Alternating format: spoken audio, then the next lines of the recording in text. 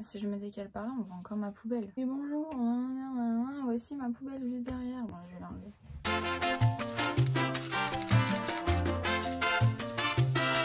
Ok, donc aujourd'hui il s'agit de faire le bilan de toutes mes lectures du mois de juillet. Je sais pas si vous vous souvenez, je vous avais fait une palle de l'été mélangée au fait que je participe au challenge Caraval organisé par Jabber the Reader. Et du coup dans ma palle de l'été j'avais mis une petite dizaine de livres. Du coup j'en ai lu 4 parce que du coup il y a d'autres lectures que j'ai faites à côté qui n'étaient pas du tout dans ma palle de l'été et que j'avais envie de lire, donc l'intérêt de faire une palle.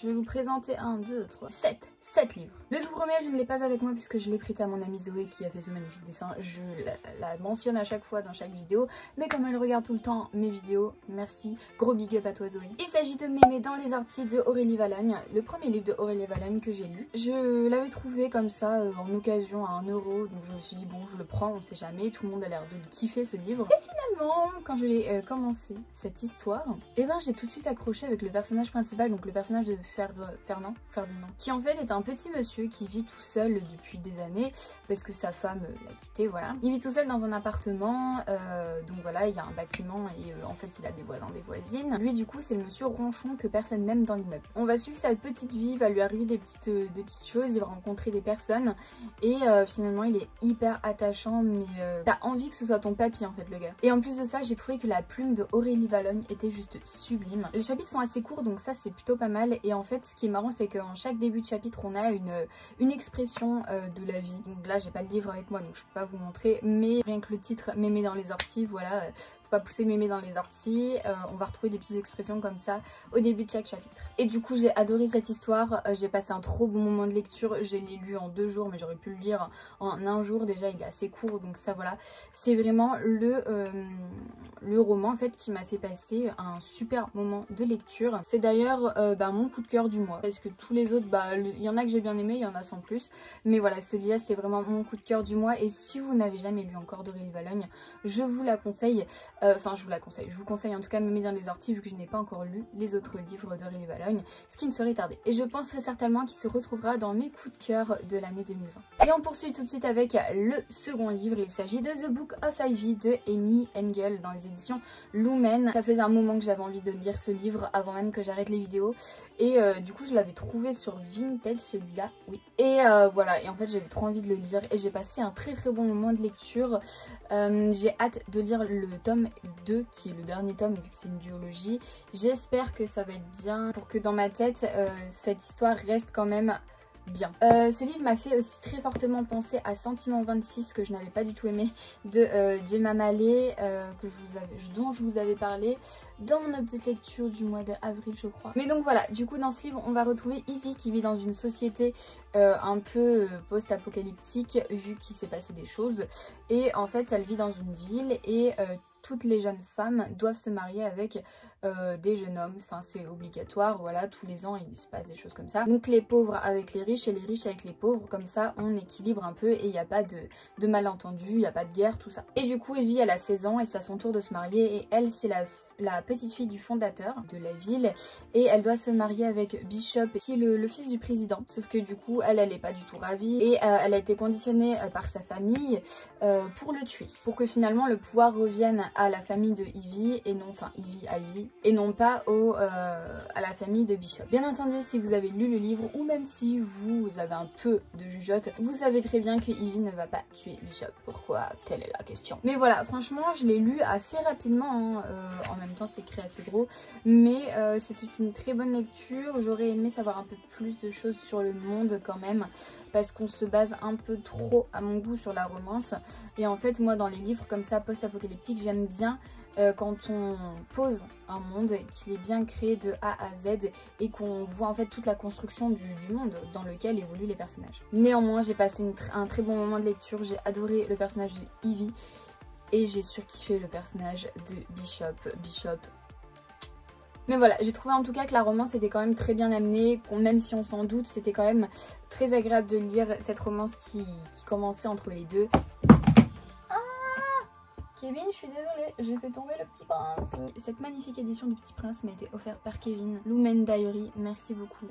très belle édition. Ensuite j'ai lu Thunder de David S. Cara, donc publié dans les éditions Naos. Enfin je sais pas si c'est collection Naos ou parce que c'est Actu SF qui m'avait envoyé ce livre, mais ils disent que c'est le label Naos, donc est-ce que c'est la collection? J'en sais rien. Donc en fait, dans ce livre, on va retrouver, je regarde parce que je m'en rappelle plus déjà. Dans ce livre, on va retrouver Ilia qui est un adolescent, son père vient de mourir, et finalement il va devoir habiter chez sa grand-mère. Dans ma tête, ça se passe en Angleterre, mais en fait, je ne crois pas. Enfin bref, Ilia va rencontrer des personnes donc, dans son nouveau lycée, il va se faire des amis, tout ça, et il va se rendre compte qu'en fait, il a un ennemi, il y a quelqu'un qui lui veut du mal. Mais pas qu'à lui, aussi à ses nouveaux amis. En fait, ce qui m'énerve dans les quatrièmes de couverture, déjà, c'est que je trouve que ça spoil énormément parce qu'il y a des trucs qui se passent genre à la moitié du livre et que t'aurais pu être surpris si tu l'avais pas lu dans le derrière dans la quatrième de couverture quoi.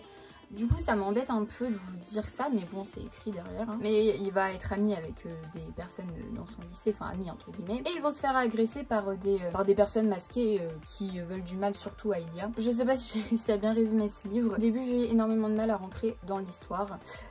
Une fois que Ilia est vraiment rentré au lycée, qu'il a commencé vraiment à se faire des amis, c'est là où j'ai commencé à vraiment apprécier ma lecture. Mais sinon, au tout début, j'ai eu énormément de mal. Il fait 230 pages, donc en soi... Et par contre, pour ceux qui aiment la mythologie, on la voit pas énormément dans ce tome 1, mais d'après la fin du livre, on va la retrouver dans le tome 2. Mythologie grecque, si vous aimez bien ça, n'hésitez pas à lire Thunder. Globalement, j'ai bien aimé les personnages de ce livre et l'histoire qui a l'air prometteuse, et j'ai hâte de voir ce qui va se passer dans le tome 2. Puisque ce tome finit un peu en mode cliffhanger. Ensuite ce mois-ci j'ai lu Peur Primal et autres récits qui étaient dans ma palle de l'été, donc de Lancelot Canissier. Donc c'est l'auteur qui me l'avait envoyé grâce à Simplement Pro, la plateforme d'auto-édité, voilà. Comme on peut deviner par le titre. Il s'agit de nouvelles, donc on va retrouver des nouvelles assez courtes, et d'autres assez longues, et toutes sur le thème de la mort.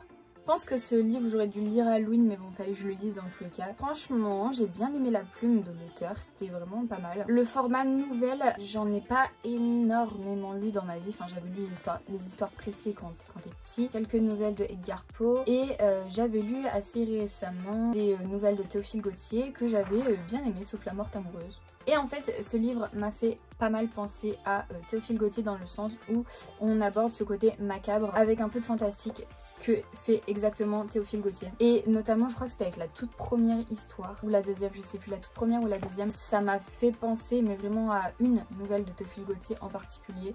Et je sais pas si l'auteur s'est inspiré de Théophile Gautier. Et il y en a une autre nouvelle qui est pratiquement pareille que La Barbe Bleue. Donc voilà, enfin j'ai trouvé que c'était quand même de très bonnes histoires, bien amenées. C'est court, le format nouvelle, donc c'est à dire qu'on le livre, on n'est pas obligé de le lire d'une traite, on peut lire une nouvelle, faire autre chose, relire une autre nouvelle à un autre moment. Enfin voilà, ça se lit hyper rapidement. Bon, il y en a qui sont assez longues, mais en soi voilà. Mais en tout cas je trouve que Lancelot Canissier a un monde bien construit, on peut retrouver des similitudes entre ces nouvelles, déjà notamment avec le thème de la mort, tout ça. J'ai bien aimé le lire, j'ai bien aimé découvrir son livre, donc n'hésitez pas si vous aimez tout ce qui tourne autour de la mort. Et si vous aimez les nouvelles, voilà, ce livre est fait pour vous. Merci à toi Lancelot. Quoi? C'est son comment?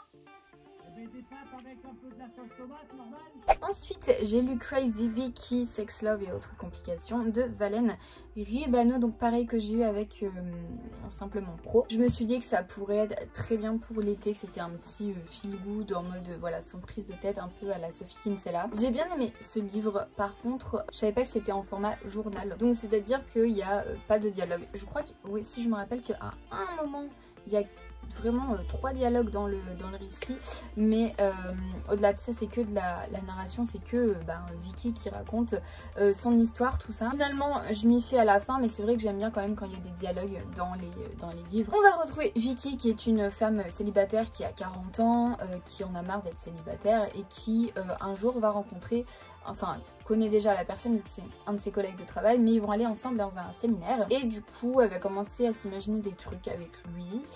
Elle va commencer, je sais plus si c'est elle ou si c'est lui qui fait le premier pas, je crois que c'est elle. Mais voilà, en tout cas tout ce qu'elle veut c'est réussir à séduire le beau Raphaël, son collègue. On va avoir un peu d'érotisme dans ce livre, mais pas énormément. On va suivre aussi surtout la psychologie de Vicky, qui essaye de comprendre pourquoi Raphaël ne la rappelle pas, pourquoi Raphaël ne vient pas lui parler, pourquoi Raphaël ci, pourquoi Raphaël ça. D'un côté, ça montre comment les femmes se montrent la tête à chaque fois quand le mec ne répond pas. Par exemple, si tu viens d'envoyer un message à un mec, il te répond pas tout de suite, ou alors il te répond un truc mais rapide, et là tu te dis mais en fait il veut plus parler avec moi, hein. Enfin tu te montes la tête, finalement il n'y a aucune raison, et en fait on voit comment Vicky se monte la tête, comment les femmes peuvent se monter la tête à cause des mecs. Mais d'un autre côté, j'étais un peu, à un moment j'en avais un peu marre de voir Vicky ressasser tout le temps la même chose. Je peux comprendre que tu as envie de le voir le gars, mais au bout d'un moment s'il te répond pas, eh bien fais ta vie, fais autre chose.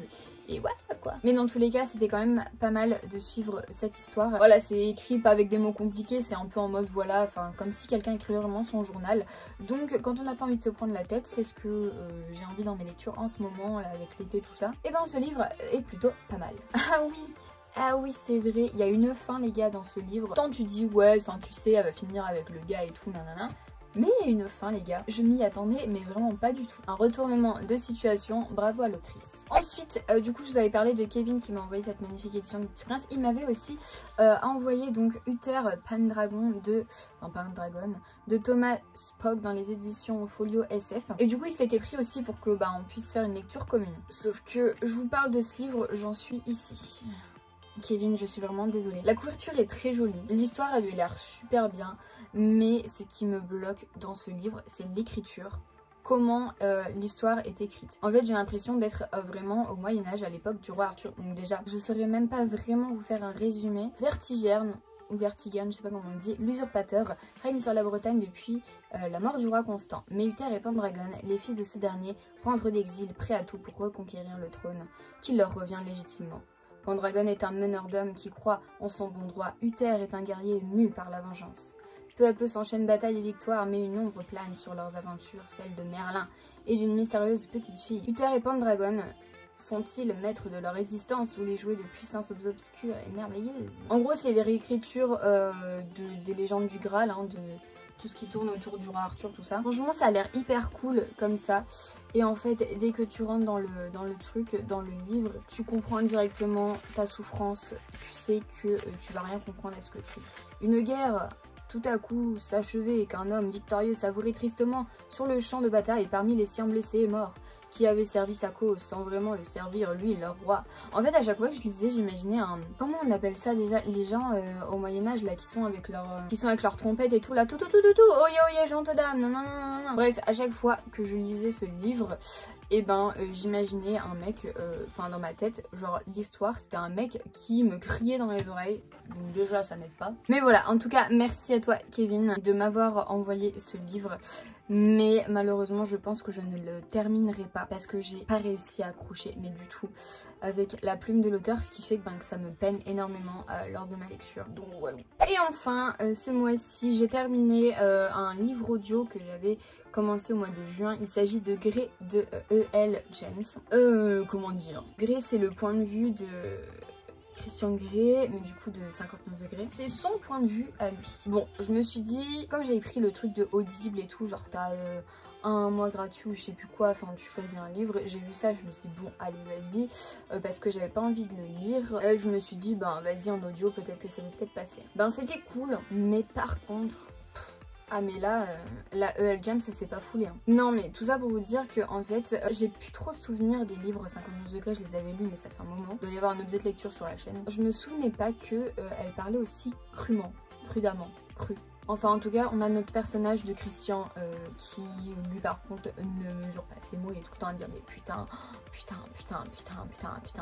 Et tout le temps il parle de cul en fait quoi. Vous allez me dire en même temps tu lis 59 degrés, tu t'attends à quoi hein? En plus ce qui me saoule dans cette histoire c'est que comme par magie il y a une meuf qui arrive, donc Anastasia, elle arrive et là ça y est c'est la bonne, je veux faire ma vie avec elle, alors que juste avant le mec a passé des années à s'enchaîner les plans chelous et à se dire je veux jamais être maquée et tout, enfin voilà. Et là il rencontre cette meuf là et bam il tombe amoureux d'elle, le coup de foudre, alors qu'elle a rien d'exceptionnel. Anastasia Steele n'a aucun talent, si ce n'est qu'elle lit des livres, peut-être un talent. Enfin je veux dire, je me vois pas amie avec une fille comme elle dans la vie. Elle est pas du tout fun, elle est pas drôle, elle a rien pour elle quoi. Alors que lui il est beau gosse déjà, il fait du piano, il est riche. je pense que ça suffit quand même. Voilà, tout ça pour vous dire que bon, c'était cool, mais à la fin, je le mettais et j'écoutais pas énormément parce que dans tous les cas, je connaissais la fin de l'histoire, vu que j'avais lu le tome 1. Bon, ben en tout cas, j'espère que cette petite lecture vous a plu. N'hésitez pas à mettre un petit like vers le haut, n'hésitez pas à me le dire dans les commentaires si on a lu des livres en commun. N'hésitez pas à vous abonner à la chaîne si ce n'est toujours pas fait. Et moi, je vous fais de gros bisous et je vous dis à jeudi prochain.